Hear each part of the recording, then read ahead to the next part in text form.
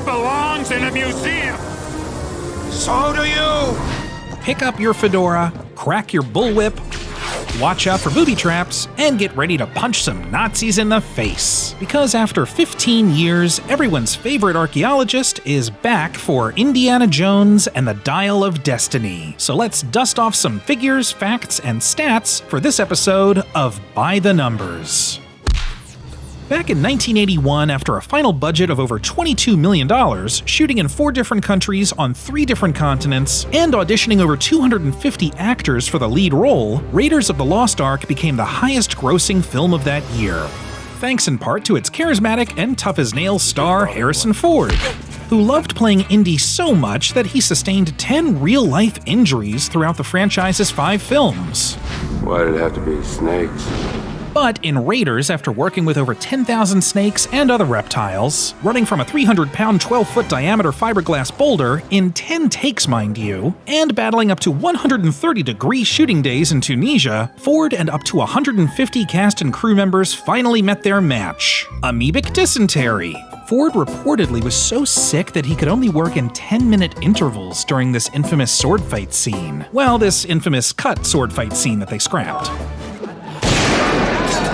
I mean, they had to make a sequel, right? Well, a prequel, actually. Set canonically 1 year prior in 1935, Indiana Jones and the Temple of Doom was also massively successful, thanks in part to future Academy Award winner Ke Huy Quan. Okie dokie, Dr. Jones, hold on to your potatoes! And this sequel/prequel had to go bigger and badder, this time using over 80,000 bugs, which included 50,000 cockroaches, 30,000 beetles, and a bunch of these things.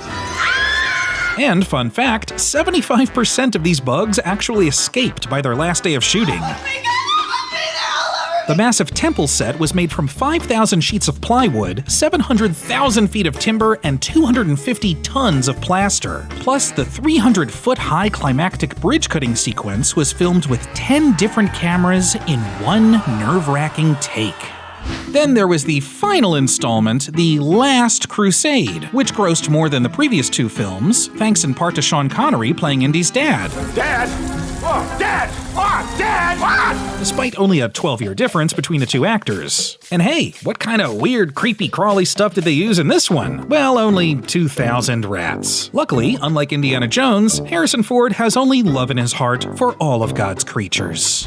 So who's ready for some close encounters of the third kind? Well, 19 years after The Last Crusade, and working under the guise of 5 additional fake registered movie titles to throw off Super Sleuth fans, Indiana Jones returned for The Kingdom of the Crystal Skull. Another successful installment, thanks in part to this iconic 1957 47 Mark IV lead-lined King Cool refrigerator, which, after sustaining at least a 10-kiloton nuclear blast, flying through the air at an estimated 85 to 100 miles per hour, and shown hitting the ground 13 times, left Indiana Jones completely fine.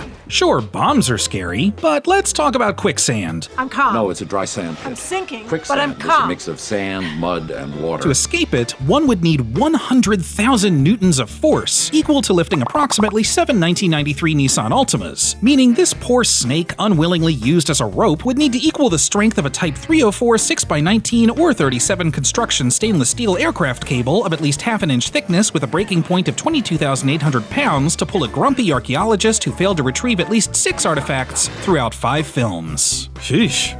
Also, did you know that you can see Indiana Jones's shadow against a wall 22 times in 4 films? We were pretty impressed by that number. Oh, and Willie screamed a shockingly high number of times in Temple of Doom. Anyway, no need to thank us, but now you should be more than ready to dial it back a little for the final adventure, Indiana Jones and the Dial of Destiny.